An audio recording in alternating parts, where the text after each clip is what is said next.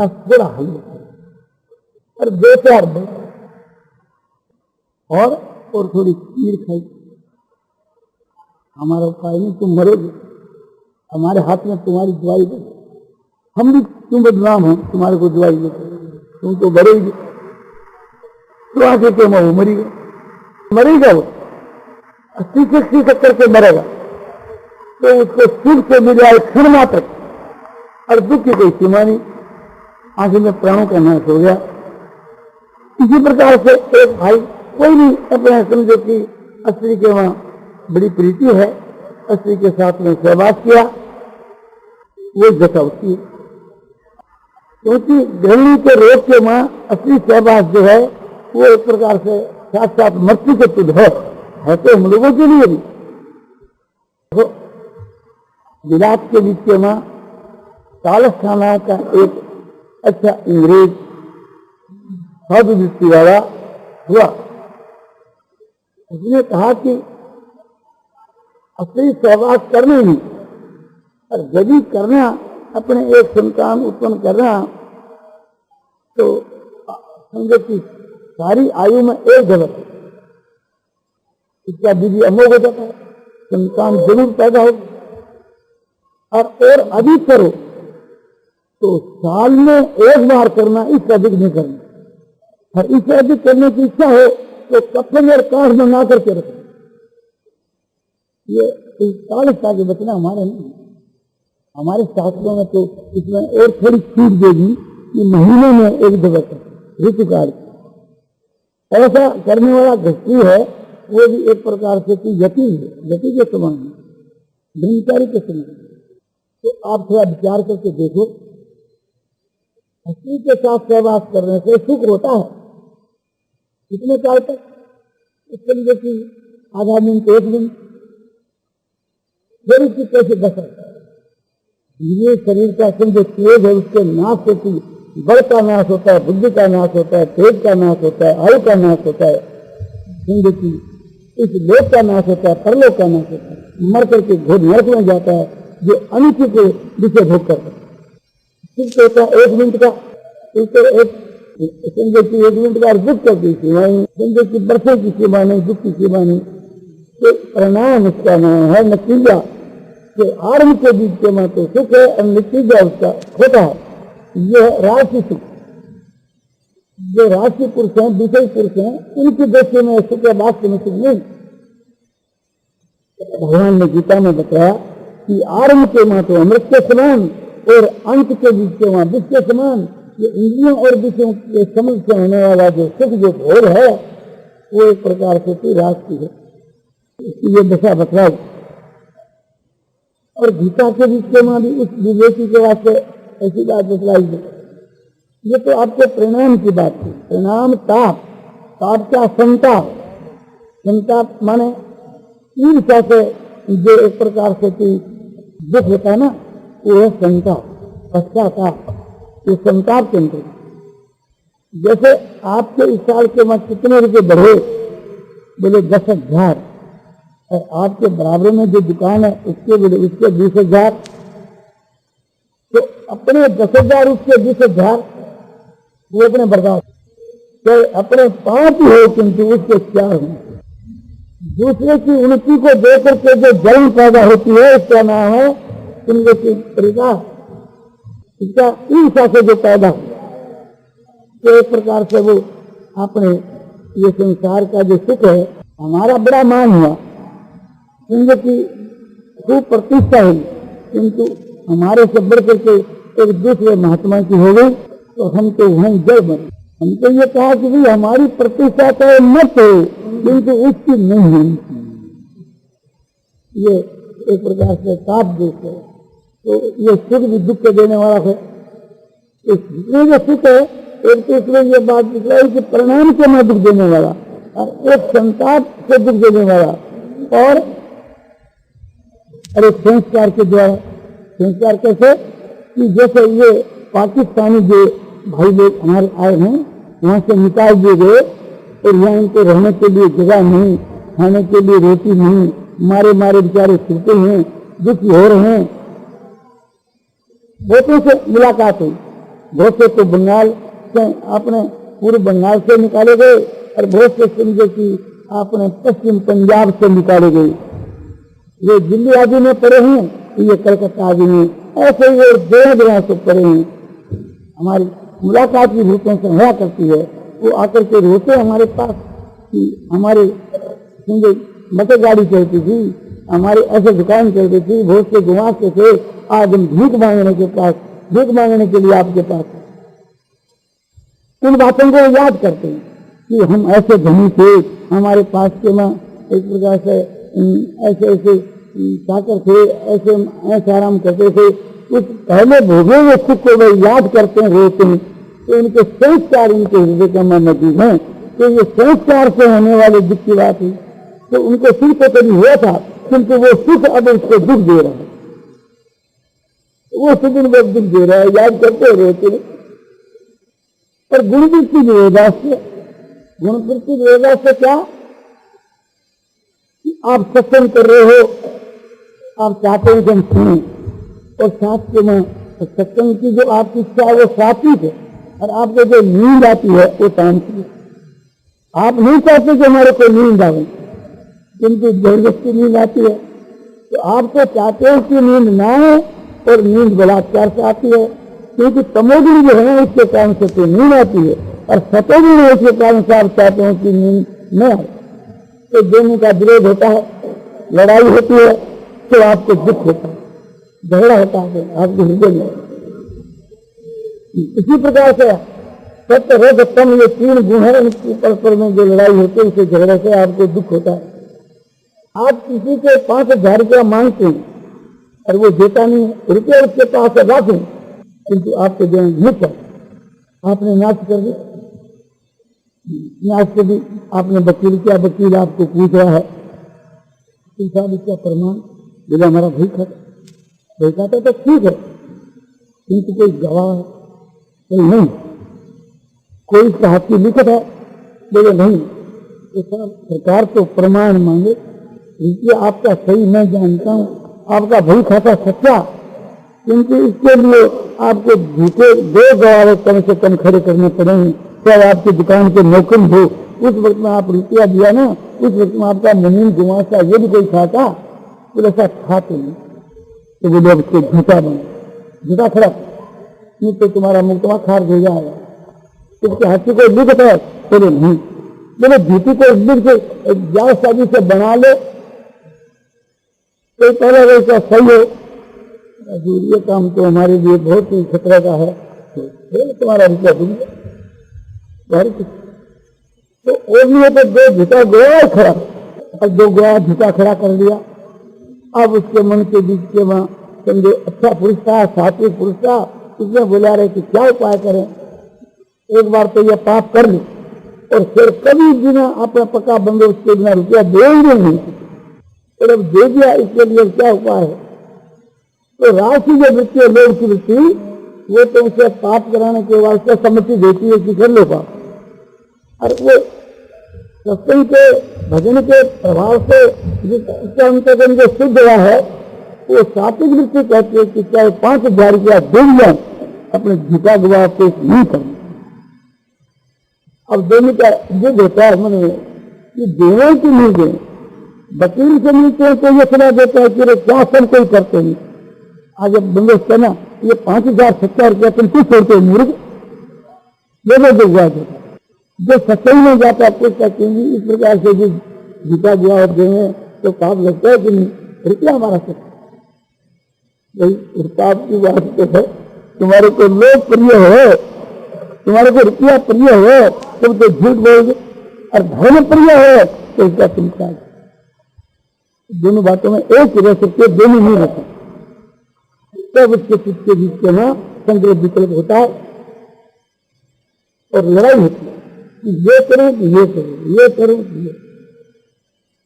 तो ये बताया गया कि विवेकी की दृष्टि के ना, जो विवेकशील पुरुष है उनकी दृष्टि के ना, तो सुख है वो भी दुख है, दुख सर्वं विवेकी न, विवेकी में सर्वं दुख है, विवेकी के लिए सभी दुख है, सुख भी दुख, दुख तो दुख है।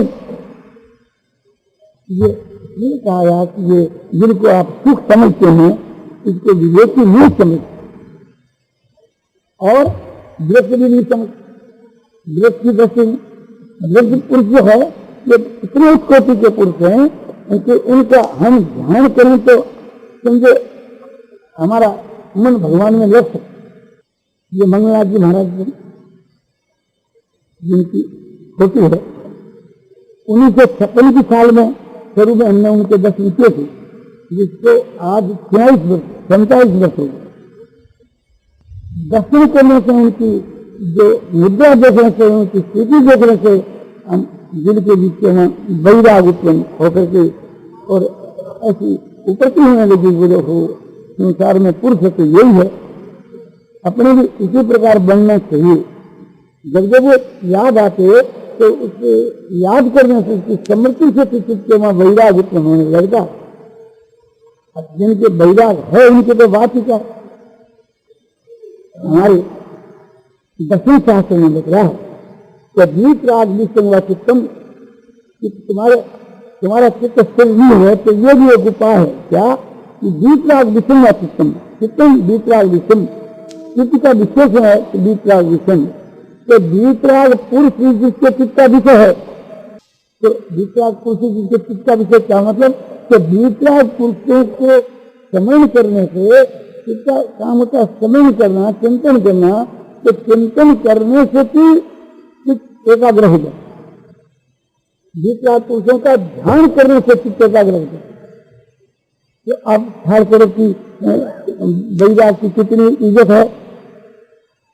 गीता में भी आप देखो विवेकी के लिए सब दुख है, जो बात कही यह दिखलाया जाता है कि विवेकी की दृष्टि में वो सुख नहीं है, ये संस्पर्शाद होगा और दुख ये न एवते आगंत को न तो श्रीरंते बुध। बुध माने विवेकी और मूर्ख माने अविवेकी।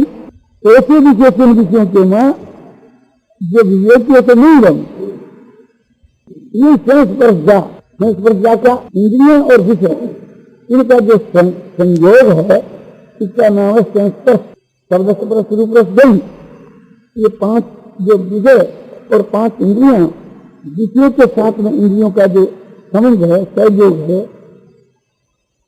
इस दोनों के सहयोग से जो उत्पन्न हुए भोग सुख, इसको कहते हैं संस्पर्शजा भोगा। भोग कैसे हैं कि इंद्रियों और विषयों के संबंध से उत्पन्न होने वाले, जिसको हम राशि सुख कहते हैं। इसके लिए भगवान क्या कहते हैं, दुख एवते, ये दुख का ही स्वरूप है। तुम जिसको सुख मानते हो है ये दुख ही, दुख कई हेतु हैं, कोई हेतु का मतलब परिणाम, इसका नतीजा से दुख ही है, दुख ही देने वाले हैं। और कैसे आदंत अंत कौन से है, हे कौन से, ये सबके सब आदि और अंत वाले हैं, उत्पत्ति विनाशशील है। ऐसा समझ करके विवेकी जो है, बुद्ध जो है विवेकी, यह इसके में नहीं रमते। तो कौन रमते हैं? अविवेकी। अविवेकी कौन है कि मूर्ख। तो रमण करने वालों को मूर्ख बता है। ये भी रामायण के में देते नरतन पाए विषय मन देही,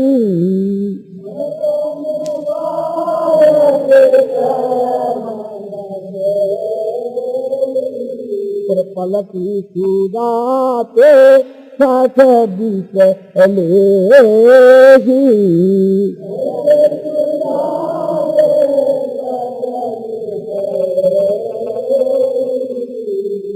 मनुष्य शरीर को पा करके और विष्णु के में जो मन लगाता है वह कैसा कि वह सच है, माने मूर्ख। मूर्ख क्यों कि अमृत के बदले में विष को देता है। अमृत क्या है? अमृत परमात्मा है, मुक्ति का नाम अमृत है, और ज्ञान है वो अमृत है, और ज्ञान के जितने साधन है वो सब अमृत है।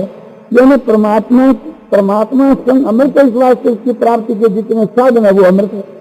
उसको ठुकरा कर देते और विषय भोगों के बीच में जो रमता है तो वो ऐसे मूर्ख है। और एक बात आपको बताया जाती है, खूब ध्यान दे करके सुनना, तो बिना वैराग के बिना आसक्ति रहते हुए मुक्ति हो ही सकती।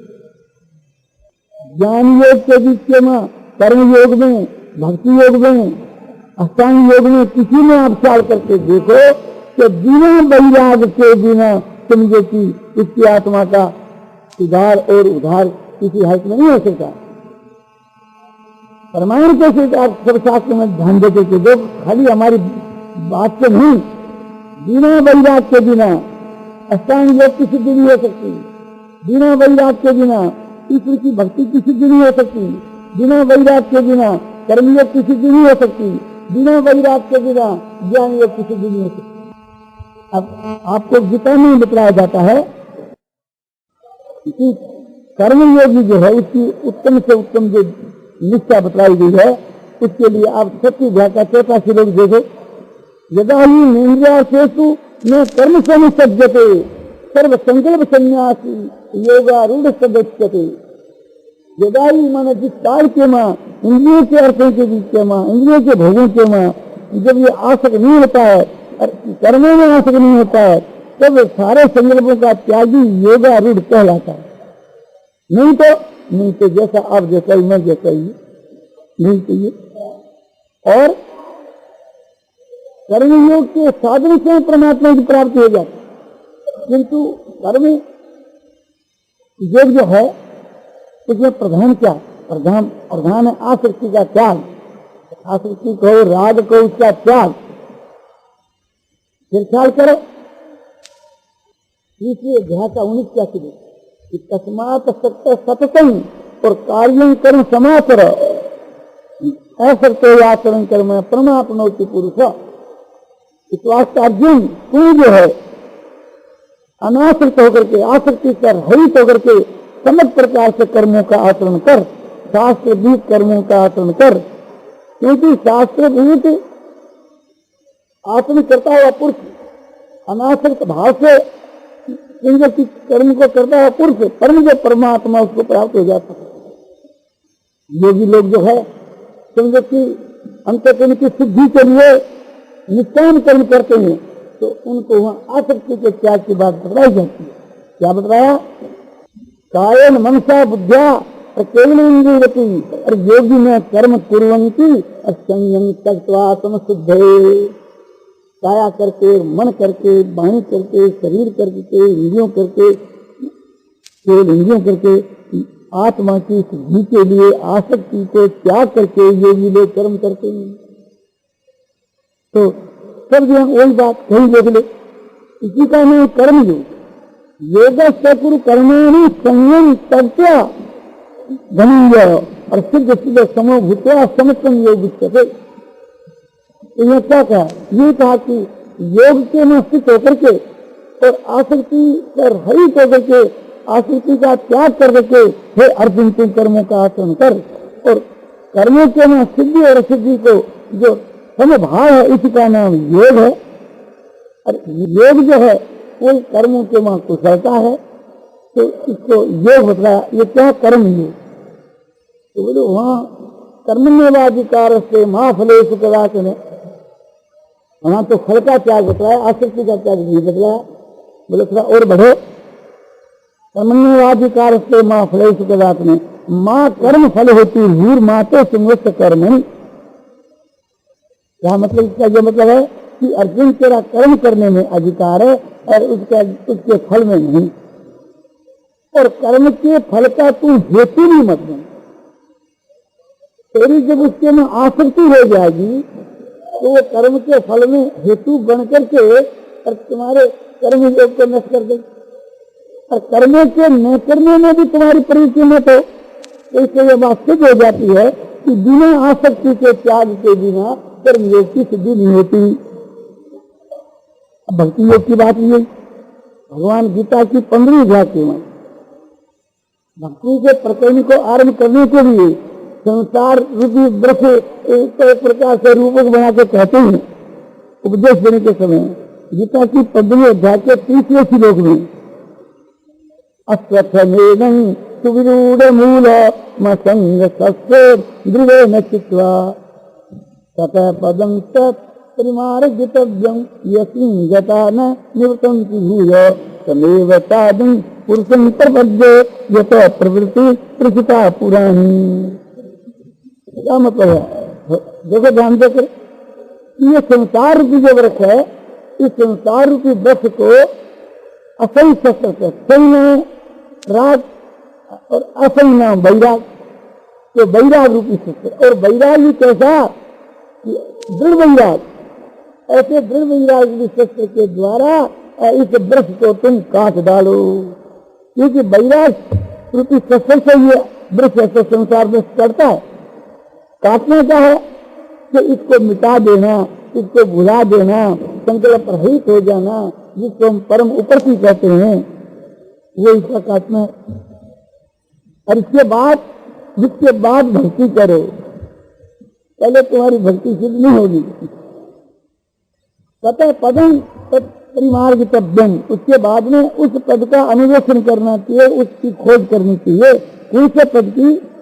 कि जहाँ जाकर के फिर लौट कर वापिस इस दुख रूप संसार के ना, दुख का आलय, दुख का जो घर है संसार, इसमें वापिस न आना पड़े। तथा पदम तत्मार्ग तव्यम और यस्मिन गता न निवर्तन्ति भूय, जिसको जाकर के फिर भूय वापिस यहाँ नहीं आना पड़े, उसका अन्वेषण करो। उसका उपाय कहते हैं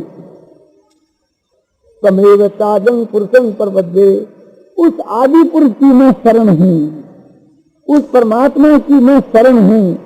ये जो शरणागत का जो भाव है, इस भाव से उसकी शरणागत होकर के उसका अन्वेषण करो। पूर्ण पुरुष तो कहते प्रवृत्ति प्रसिद्धा पुराणी, जिस परमात्मा से यह संसार उत्पन्न हुई और विस्तार को प्राप्त हुई, उस परमात्मा। ये करने से क्या होगा? ये करने से तुम्हारे सारे दोष मिट जाएंगे और तुम्हारे को परम पद की प्राप्ति हो जाएगी। निर्माण मोहा जित संग दोषा अध्यात्म नित्या निवृत्त कामा गंजीर विमुक्ता सुख दुख संगई गच्छन्त मूढ़ा पद्माभ्यंका। तो ऐसे पुरुष जो उसे अविनाशी पद को प्राप्त होते हैं। कैसे? कि जिनके मां मान और मोह नहीं है। मान माने मान प्रसिद्ध चीज है, मान बढ़ाई प्रतिष्ठा का अत्यंत जिनके मां अभाव हो गया है, माने वो नहीं चाहता है, वैसा निर्माण। और मोह माने ज्ञान, मान करके रहित और मोह करके रहित, उसको कहते हैं निर्माण मोहा। और जित संग दोषा, कि जिसने आसक्ति के दोष को जीत लिया वैराग रूपी शस्त्र के द्वारा, माने वैराग जो है कोई आसक्ति को अभाव है, तो जिसने आसक्ति के दोष को जीत लिया तो कहते हैं जित संग दोषा, जिसमें आसक्ति नहीं। और अध्यात्म नित्या, नित्य भगवान के ध्यान के में मस्त है। और विनिवृत्त कामा, अच्छी प्रकार से जिसकी सारी कामना निवृत्त हो गई है, इसमें कोई प्रकार की इच्छा कामना नहीं रही। और द्वंद्व विमुक्ता, द्वंद्व से विमुक्त। द्वंद्व क्या? राग द्वेष हर्ष शोक सुख दुख अनुकूलता प्रतिकूलता, यह सब द्वंद्व है। इससे विमुक्ता माने एकदम छुटा हुआ, उनकी सुख दुख संज्ञा, सुख दुख जिनकी संज्ञा है, नाम है, ऐसे द्वंद्व से रहित गच्छन्ति अमूढ़ा, ये मोह भाव से रहित ज्ञानी महात्मा पुरुष उस पद को प्राप्त होते हैं कि जहाँ जाकर के लौट करके वापस नहीं आता, वो परम पद जिसको मिलता है। कि न तद्भासते सूर्यो न शशांको न पावके जब गत्वा न निवर्तन्ते तद्धाम परम। माने जिसको न सूर्य प्रकाश करता, न चंद्रमा प्रकाश करता, न अग्नि प्रकाश करता, और जहाँ जाकर के वापिस नहीं लौटता है, वो मेरा परम धाम है। उसका नाम ही परम धाम, उसी को कहते हैं परम पद, उसी को कहते हैं ब्रह्म का स्वरूप, और उसी को कहते हैं परम गति, उसी का नाम है परम शांति। अनेक नाम उनके है।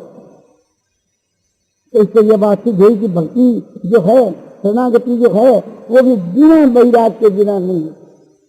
बोले आप शरणागति की बात को खास भक्ति की कहो, खास भक्ति में गीता की 11वीं अध्याय के अंत के 2 श्लोक देखो कि भक्ता तुम ने आ सकते ऐसे रंगी दो जिने या तुम दसों सत्य ने परवेश तुम से परम तवे मत कर्म किन मत परमो मत भक्त संवर्जित है और निर्वय रस्त्र भूतेषु यस्वामेषु पांडव। इसका मतलब यह हुआ, इसके पहला भगवान कहते हैं ना ही दे दे न तपसा न दाने न तेजया सक एवं जो तुम दसवाम की मांग था। जिस प्रकार से तुम इसको देख चुका है, इस प्रकार का दर्शन मैं वेदों के द्वारा नहीं दे सकता, यानी वेद के अभ्यास के द्वारा नहीं दे सकता, और मैं तब के द्वारा और मैं जग के द्वारा, मैं दान के द्वारा दे सकता हूँ। तो देने का कोई रास्ता है? बोले हाँ, अनन्य भक्ति है। भक्त्या तो नन्य सत्य, अनन्य भक्ति से देने के लिए मैं बाध्य हूँ। अनन्य भक्ति से ऐसा ही दर्शन की जैसा मैं तेरे को दिया, दर्शन दे सकता हूँ, तत्व से जानने में आ सकता हूँ, और मुझ में प्रवेश करना चाहे तो मुझ में प्रवेश ही वो कर सकता। वो अनन्य भक्ति क्या है? उसका स्वरूप कहते हैं कि मत कर्म के मत परम मत भक्त संग वर्जित निर्वैर सर्वभूतेषु यस्य मामेति पांग। राग और द्वेष को तो त्याग है, और ये तीन बातों ग्रहण करने के लिए, दो त्याग करने के लिए भगवान कहते हैं, इसका नाम अनन्य भक्ति कहते हैं। हे पांडव, जो पुरुष मत कर्म करने यानी मेरे लिए कर्म करता है, जैसे वो भी आदमी रुपये के लिए कोई चेष्टा करता है, इसी प्रकार से तू जो मेरी प्राप्ति के लिए, मेरी प्रसन्नता के लिए, मेरे में प्रेम होने के लिए जो कर्म करे वो मत कर्म कर्म। और मत कर्म जो मेरी शरण है, मेरे पर ही निर्भर है, इस प्रकार से जो मत कर्म है और मत भक्त है कि जिनका प्रेम मुझ में, वो मेरा भक्त। और निर्वैर, और कहते हैं मत कर्म की मत कर्म मत भक्त संग वर्जित। संसार में जो आसक्ति है, प्रीति है, उसका अभाव, यानी संसार के मां वैराग, मेरे में राग, मेरे में प्रेम, और संसार के मां समझो की वैराग। तो बोलो और बोलो केवल राग का ही अभाव नहीं, द्वेष का भी अभाव। इस वास्ते निर्वैर सर्वभूतेषु, जो सारे भूतों के मां द्वेष भाव से रहित है, वैर भाव से रहित है, वह मुझको प्राप्त है। राग द्वेष रहते हुए भगवान को प्राप्त हो जावे, ये कोई संभव बात नहीं। तो भक्ति के मार्ग के बीच में भी बिना वैराग के बिना मुक्ति नहीं दी, परमात्मा की प्राप्ति नहीं। नहीं तो अनन्य भक्ति हो गई, इसका नाम अनन्य भक्ति है ही नहीं।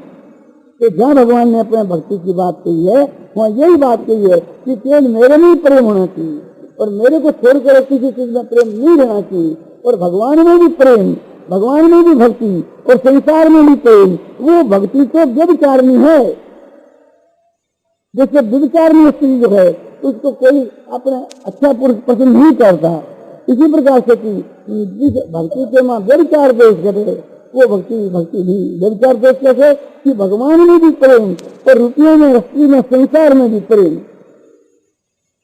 तो भगवान कहते हैं मैचा मन योगे में भक्ति रह विचार मुझ परमात्मा के बीच के मां समझो कि अनन्य योग से अभिविचार में भक्ति होनी चाहिए।